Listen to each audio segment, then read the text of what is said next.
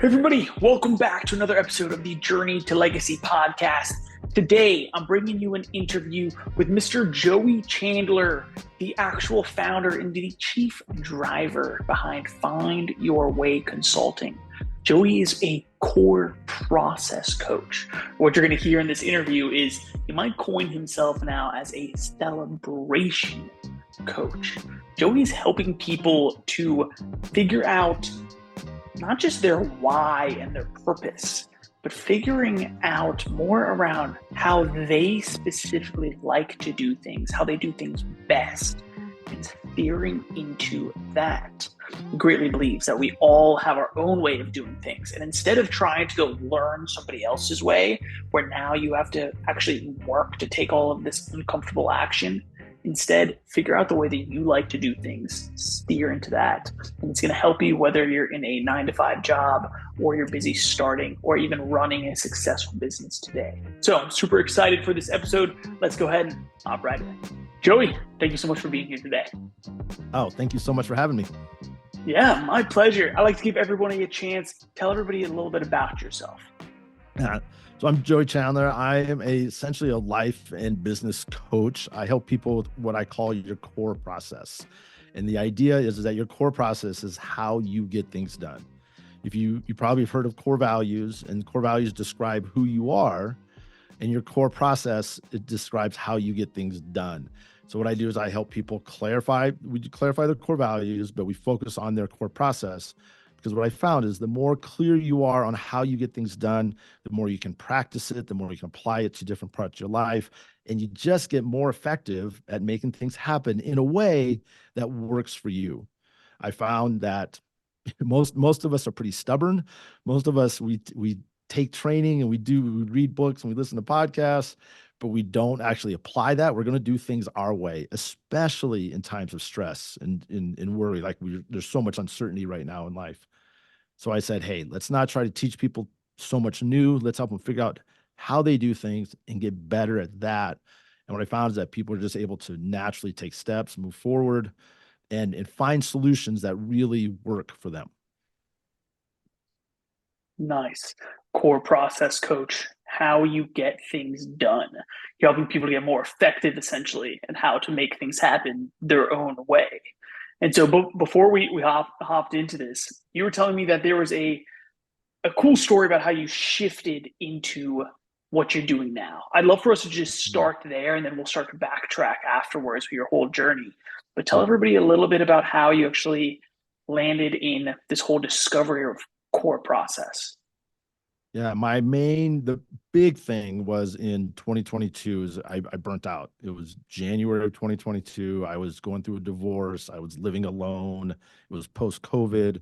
My business was really struggling, just a bunch of different things piled up.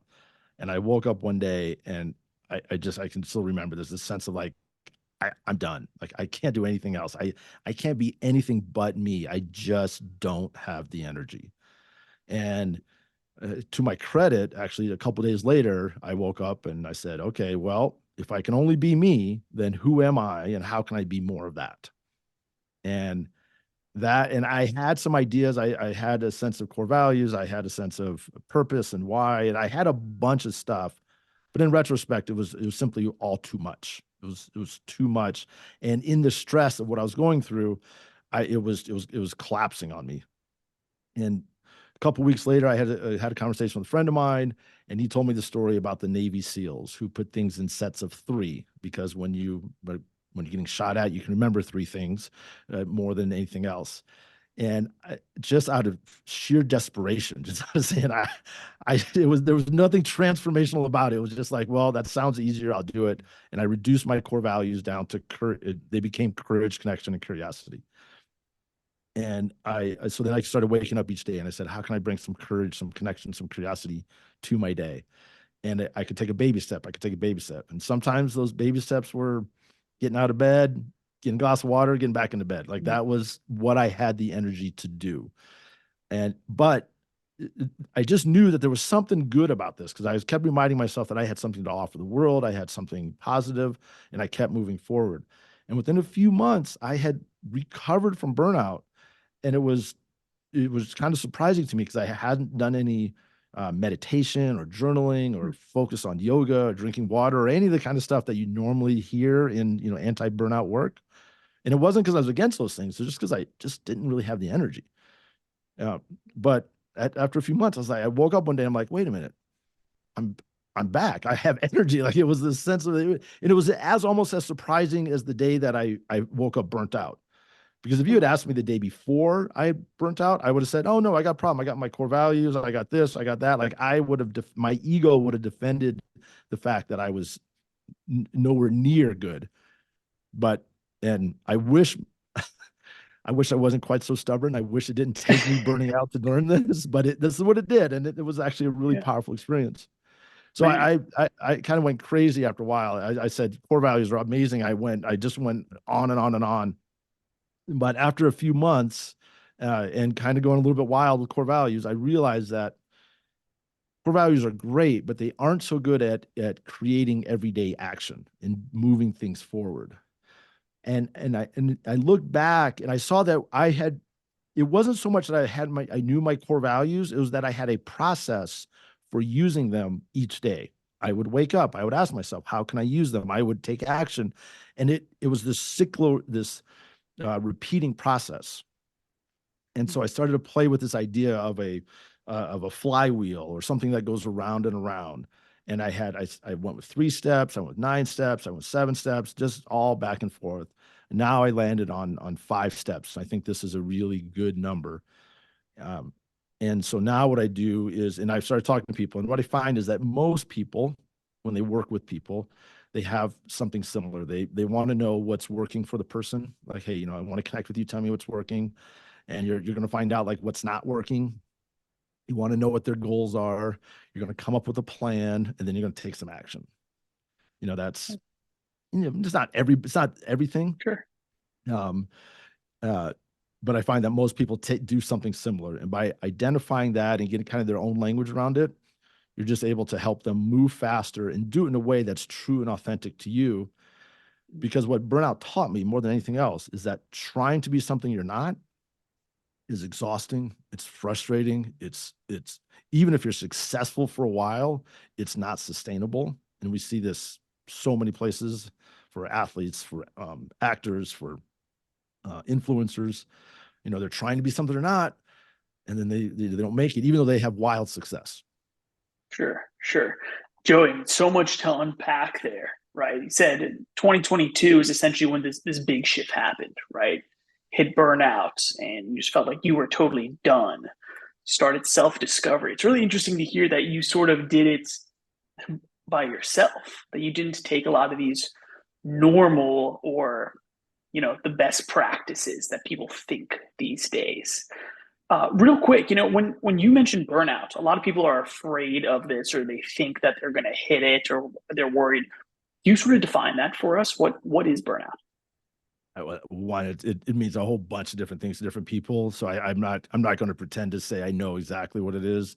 There Yeah, to is you. the WHO did come up with a definition of burnout in like 2019, and it's about sustained stress at work is one of the big drivers.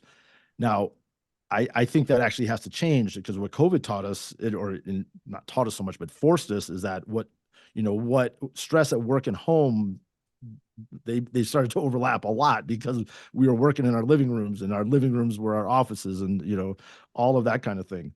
So I think the WHO is I think their intention was with the burnout, but I think what we're seeing is there's just so much overlap that you just have to, it's like sustained stress. And to me, the experience is that you just don't have the energy. Like, you said, like, you didn't take the courses that other people did. I didn't take the courses because I knew that if I signed up for anything, I wasn't going to do it, because I didn't have the energy. Like, I wasn't going to do the work they said, because not because of what they said was bad, but because I'm like laying in bed going, if I have to do anything more than Netflix and a thing of ice cream, it's not going to work.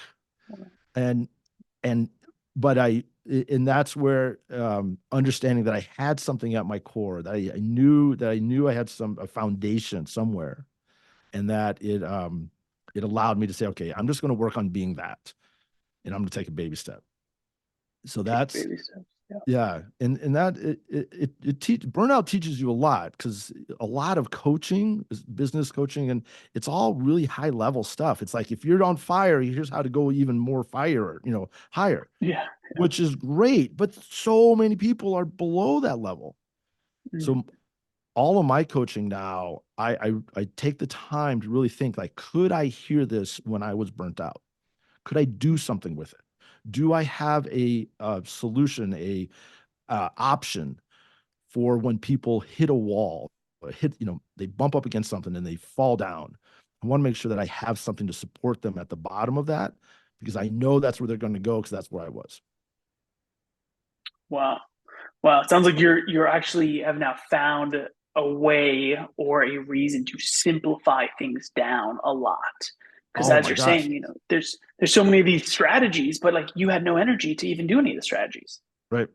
Yeah, and this is the beautiful part. This is the most, as I do the process, because one of the things I'm not saying I'm great in a lot of things, but I'm very good at putting my own work to myself. And a lot of my clients are like, wow, you're doing your work. Like, they're actually kind of surprised by that. And is that the more you explore how you operate, the more you simplify everything. It just gets easier and easier. Like, honestly, now my coaching is, we help people identify their process, and then we make one tweak to their process, which is to move celebration to the top. Most Nice, people's steps, nice. you take action, and then you do some revision or celebration afterwards. And I started to see that, and this is my clients told me this, is that they basically started saying, well, I'm way better at celebrating other people than myself. Nice. Pretty common experience. And so Sure. I told them, I was like, hey, let's just move celebration to the front as a tool, as a method to remind you to celebrate yourself. And they were like, oh, this is great. And they went off and did things. And then this is the funny story. I was doing my taxes, a few months back, and I had resisted. I was like, all the different things. And um I'm sitting there going there, and I'm like, wait a minute, I am not present to celebration at all right now doing my taxes. Like, I'm just not. And I said, you know what? I'm going to move celebration to the top. And so I thought, what could I celebrate from this past year that I've accomplished? And I just made a list of things, and then I said, okay, well, what, in my process, then what's not working? And then what's my plan? And I was able to then do my taxes. Like, I got them done. Like, they still sucked. Like, I still owed money, and I still didn't make the money I wanted to from the year before. Like, nothing changed about what had to be done. But because I had celebrated myself first, I had the energy, the confidence, the something to get through them. And when that happened, I was like, holy cow. So now I just simply journal. And it's the most amazing thing. If you move celebration to the top, so you wake up each morning and say, okay, what can I celebrate about yesterday? What didn't work about yesterday? What are my goals? What's my plan to hit those goals? And what actions can I take today? Uh, you journal that, or your language around that, because each person has their kind of own language. It is amazing, because you wake up and you celebrate yourself. I went climbing with my kid, or I had a good time with a friend, or I made a sale, or whatever it is. And it just energizes you in a way that is, and that, now going back to simplicity, that's my coaching. My coaching is to get people to journal their process, because when they do that, they tap into their best self. Then they go do whatever it is they got to do. And each week they produce results. Just keep going, keep going, keep going. Joey, amazing. I love how you're starting with this celebration. It's an interesting twist on the thought of gratitude, right? Everybody talks about lead with gratitude. When you're grateful, you can't be upset about other things. You're leading with the celebration, right?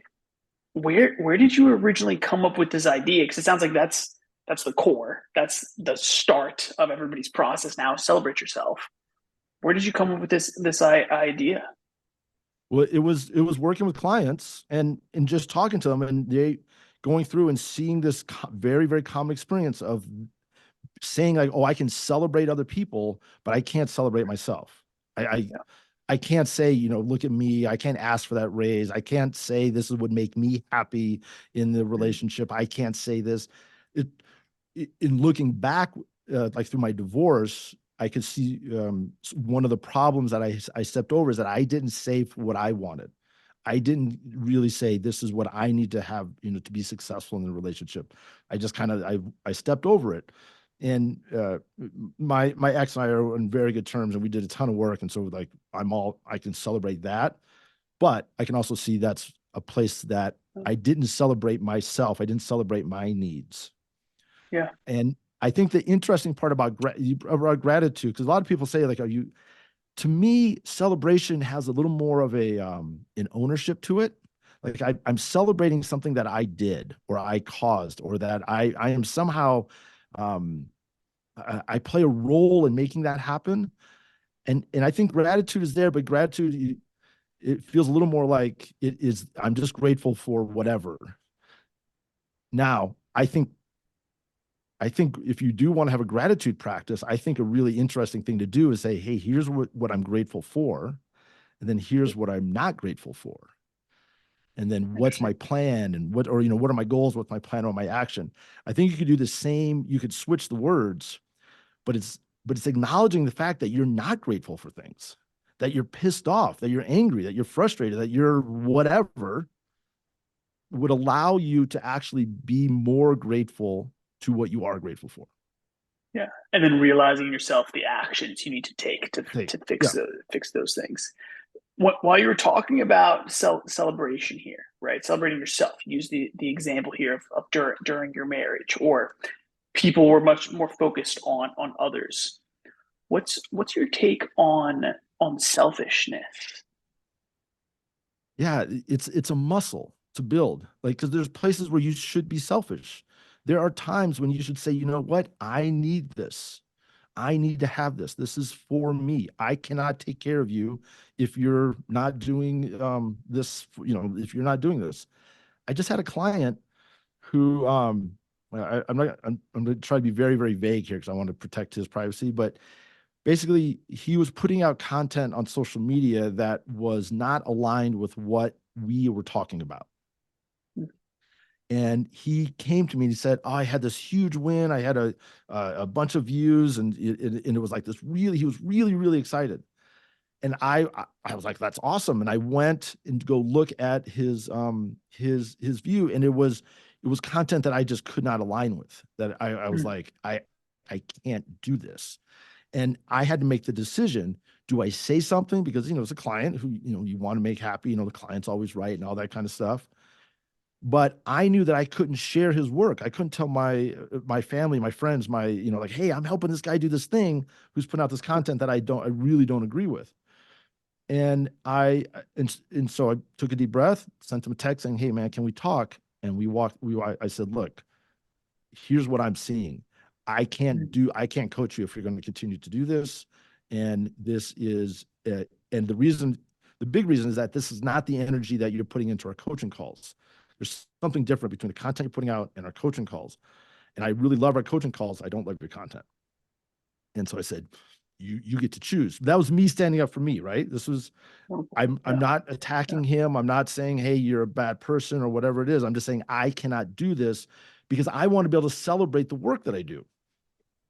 Right? I want to be able to celebrate. Like, I had a client who did amazing things. I want to be able to share it with the world, and I couldn't do it there. So I called him, and now he wrote me back, said, hey, you know what? I'm going to change my content because you're right. Now, that's going to take more work. It's going to take more work than just that. But he appreciated the fact that I was standing up for what I needed. I was being straight with him. I was clear on what it is that why I was coming to that place. But I will say that the whole selfish thing is practice, because there are times when you absolutely have to take care of yourself, and there are times when you have to take care of other people. And there's a back and forth. And sometimes the answer will be found in other people, and sometimes the answer will be found in yourself. And the more you practice going back and forth, the better you are to able to stand up and say, you know what, we've got to take care of our clients better, or you know what, we need to take care of our employees better, or some version of that. Yeah. I like the back and forth piece there that you put in it, right? Realizing that it's important to take care of yourself first, depending on the situation that you're in. Sometimes, of course, you need to realize that you have to go take care of others right now. I bring up the question because I just think it's an interesting theme that keeps arising in my life, that we were potentially taught incorrectly about what it is to be selfish growing up in school, and parents just taught that it's bad to be selfish. Period. End of day. It's never good. Whereas now what we're learning in society is that if you're not taking care of yourself, you can't take care of others, right? You reach this level of burnout because you're not taking care of yourself, and now all of a sudden you're not really good to society, or in that moment you're not good to society. Joey, I want to take a couple steps back. A lot of our listeners are building businesses, or they're still working a 9 to 5 job, and they're hoping to jump into entrepreneurship, right? It's all about the journey. So if you don't mind, take us back a few years. Take us back as far as you want to. When did you first start to develop a growth mindset, or even an entrepreneurial mindset? So I started a little business in college. It was a little advertising business, and I remember I went and got a business license and business cards, and and that's about as. And I tried to sell something, and it really didn't work. But that was the first time that I started to do it. And now that I think about it, actually, I did try to sell cookies at a little general store where I lived, Oh no way. and so I guess I've always tried to do something. And here's the interesting part is that I've just been present to my failures in so many different ways. Like I have so many businesses that I started and failed, um, and so the thing that I would say, you're talking about the people, like, hey, I want to start something or I want to get going, is I think it's so very helpful to understand your process of the way you do things, because then you can say, okay, hey, I'm in my job, because the way you do things is the way you do things. The way you're going to run your business is probably very, very similar to the way that you are a project manager, or you are a salesperson, or you are whatever, a social media content person for a large company. You're going to take a very, very similar approach. So if you can get clear on that process, you can then get better at your existing job. And then you can start to say, okay, here's how I'm going to help people. You would come in and say, like, this is the Wayne's way of doing things. I have these 5 steps. This is the process that I use. And it will help you in your job. It will help you with people. And it will just give you a foundation to be able to start to take the steps. And the really great part is the more clear you are on your process, when you do fail or you do stumble or things don't go the way as planned, which is going to happen, by going through your process, you're going to be able to say, oh, here's where I missed. Here's where I overlooked something. Here's, just something wasn't quite right. I can make adjustment there. And now, not only are you better, but now you have a story to tell your potential clients about how you use your process to address this whatever challenge. And you can almost bet that the challenges that you're facing, that you go through, are going to be very, very similar to the challenges that your clients go through. Nice. I love that, right? Being able to share the challenges that you're going through, be able to share your process, right? I think Yeah. today's day and age, transparency is just so much more important. People don't want just perfect. They want to see the process that you went through, and to see that, you relate. You're like me. And so maybe I love this piece about the process, right? So sure, you've been doing lots of businesses your whole life. You said lots of successes, a lot of less successful, to not use the word failure perhaps. But then you found your process, and you're urging everybody else to figure out their process, whether it's in their current business now, right? Their current job now is going to help them to improve versus to a business. Share a little bit more about your specific process. And if you could, how could it relate back to past businesses or past jobs that could have maybe changed the trajectory of them? Yeah. So my process is now I celebrate whatever it is that we're doing. So the first thing when I talk with clients, I'm like, hey, what's a win? What's a win that you've had? And it's just amazing how it shifts whatever energy they have. And then we talk about where they're struggling, and then we talk about their goals, and we talk about where their plans are, and we talk about their actions, and we do that over and over again. And in 2008, when the economy collapsed, I ended up selling shoes at a sporting goods store. And it turns out I was really, really good at selling shoes.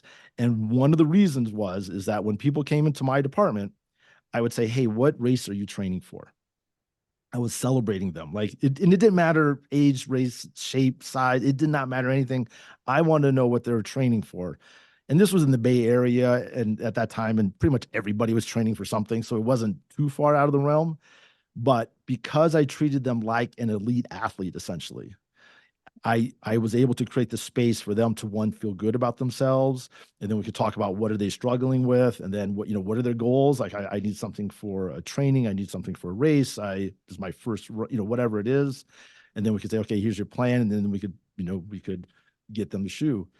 And because I built that relationship, I was able to sell them heart rate monitors and bars and drinks and all the accessories that go with running. Like, Sure. very, very rarely did anybody walk out of my working with me only with shoes. They'd either leave with 2 pairs or a bunch of other stuff. And I was really good at it. I got promoted to being a manager, ended up managing a store with 90 people and all sorts of different things. And I didn't celebrate them. I didn't celebrate myself. I was present to just all the stuff that you have to do as when you're running a big store like that. And I didn't recognize that celebration had been a part of, what I was doing. Mm-hmm. It just didn't click. And I ended up losing the staff and essentially getting fired. Wow. And so I think if had I gone back and understood that, I would have, one, celebrated myself more. I would have celebrated our store more. I would have learned to celebrate people more, because that's a muscle to do. When you're managing people, you want them to get stuff done. So I'd learn how to celebrate them. That would have changed my life for sure.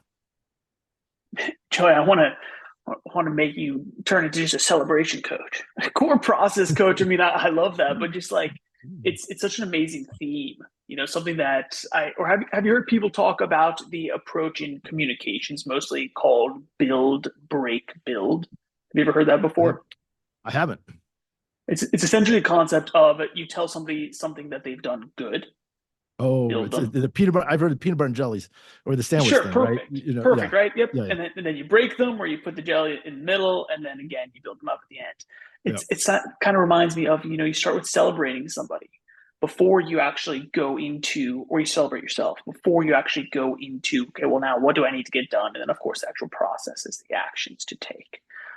Which is absolutely amazing. I like that idea as a celebration coach. That might not be bad. Yeah, I know. It's super unique also, right? Yeah. But the core process is still amazing. Joey, we only have a handful of minutes left. Let's pivot. What do you see your future, right? What do you see you doing for the rest of your life? And let's tie it into what the legacies you want to leave on this world. Yeah, I have a 17-year-old son, and if you can imagine kids being taught from a very early age that not only do they have core values, that they have a way of doing things, and that their job in life is to get better at their existing way. They don't have to learn all these new things. They don't have to be taught about things. They don't have to do all this different stuff. But if they sat down and said, this is how I do things, because I have a 17-year-old, he can tell you, he doesn't do them all the time, but he can tell you how he does it. When he works well, he has a process. And if you could imagine kids and young adults being, okay, this is how I do things. How can I get better at how I do things? It would transform what it means to be a young adult, to be a young man, to be finding your way. It would be able to say, hey, I have something to offer. I just got to get better at it. And how can I do that? I think that's a far different experience than what we have right now, which is, who am I? I'm lost. I don't know. I'm just going to play video games, whatever it is. So where I see for me is that I want to grow my ability to share this message. I want to grow I like the idea of celebration coach. I may borrow that.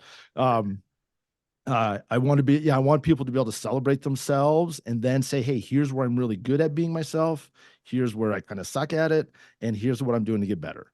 And I think if more people did that, I think we would have the foundation to address some of the major problems and challenges that we as a society face.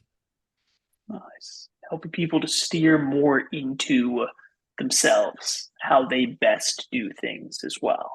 Yeah. And also to Yeah. acknowledge like there's places where they aren't good, because there's Sure. lots of places where I'm not good at being my full self, and I got to work on it. It's just like, all of us. So, but I think the main thing is like, just imagine young kids being taught that they already have value, regardless of what they know already. They have a way of doing things. And if they just get better at it, it's going to make a huge difference. Like that would be, I think, remarkable. Amazing. Joey, thank you so much for your time, man, for coming on and for sharing with us. I think you're going to make a big difference in a lot more people's lives, and leave this legacy of helping people to be more themselves, right? Be more realistic with themselves and figure out their core processes. Thank you. It's so, you know what? I'm going to totally steal that celebration, coach, because right there was so good, because you just said like, you leave the legacy of people celebrating themselves. Like it makes it so simple. I like it. I'm going to give that some serious thought. So thank you for that. You're welcome. My pleasure. Thank you again, man. And boom, what did you guys think about that? Man, talking so much about burnout, right? How he got through that sounded like pretty intense to me. Only from learning that his 3 core values into his core process, starting with intense celebration, all the way down to then figuring out the actionable steps you need to take to advance in this world. Unbelievable. Joey, thank you so much. Everybody go check out his website, linked down in the show notes. Thank you for being here. And as always, please, I want to ask you to share the episode with a family member, a friend, a colleague, anyone who you think will benefit from this. Please share the episode. Help us to grow the show. Help us to grow Joey's business. Help us to grow each other. And along those same lines, everybody, I invite you to go check out the Journey to Legacy community. It's a place where like-minded individuals are coming together to help each other grow, to dedicate towards growth every single day, growing your mental health, physical health, your financial health as well. And we're all supporting each other to do it, and thus helping to make the world a better place. Check us out over at journeytolegacy.org. Until next time, my name is Wayne Veldsman. You've been listening to the Journey to Legacy podcast.